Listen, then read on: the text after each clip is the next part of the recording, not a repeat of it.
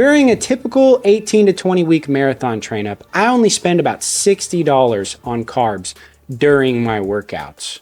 Whereas if you were to do this with the traditional gels during your workouts, you could spend anywhere from $250 to $350. All right, so I'd rather use that money for shoes, for race entry fees, for the travel, all those things that add up training for a marathon than just squeezing those carbs out of that gel. You know, so many of these companies, they want to make you believe that you need to spend $2, $3, $4, even $5 per gel or per serving on just a little bit of carbohydrates and maybe a little bit of electrolytes in there in order to be successful with your endurance. I'm going to show you a very cheap and cost effective, and it's actually even worked better for me, you know, coincidentally, than all the gels that I tried over the years. I'm not saying gels don't work. I'm just showing you a cheaper way. And no, I'm definitely not sponsored.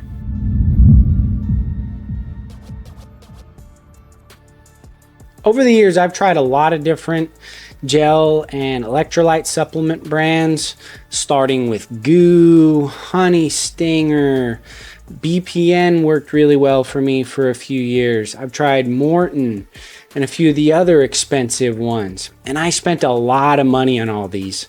And one day it just dawned on me, what am I really spending my money on? It's just carbs at the end of the day, and maybe trace electrolytes, but not enough to really get all of your electrolytes. And I mean, Honey Stinger is literally just honey in a packet. So I just tried using honey during my runs.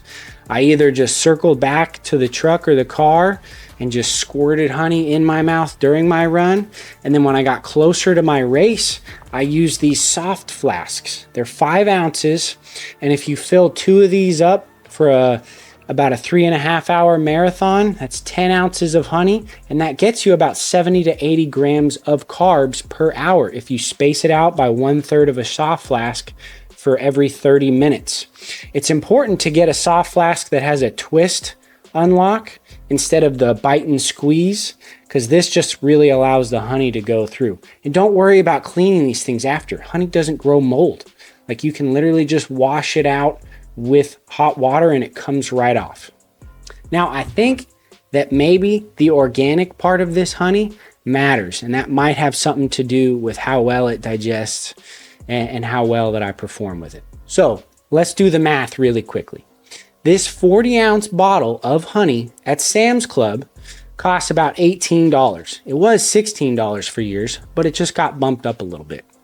So in order to get the same amount of carbohydrates, which you get about 900 grams of carbs in that entire bottle of honey. Now, for those Goos, that would cost you $70 to $80. For the Honey Stinger, $90 to $100. And the BPN, $85 to $95. All right. And in one train up, I buy like 3 to 4 of these bottles for solely during my workouts. All right. I'm not even talking about the honey that I'm getting in immediately after my workout. I'm only talking about the ones during, because that's when you would use gels. That's an equivalent savings of anywhere from like $50 to $80 for every bottle of honey that you buy that you're not buying on those gels.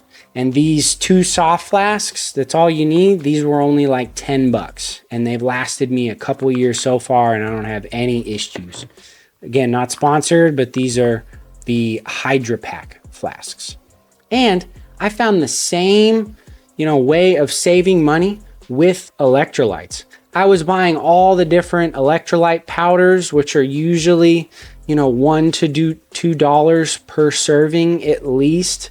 And you take, anywhere from 3 or 4 of those servings on a long run, maybe 1 or 2 on a short, harder run. And, what is an electrolyte? It's sodium and potassium at the end of the day. And you can get one of these bottles of just pink salt pills for $10.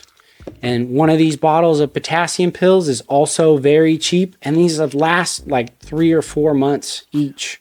Okay, so it's the same equivalent savings darn near the ratio as those carbs to gels. And what I do is during my long runs, I put them in small Ziploc bags. For me, I'm a heavier sweater. I take 2 of these Himalayan salt pills per hour and 1 of these potassium pills per hour. Okay.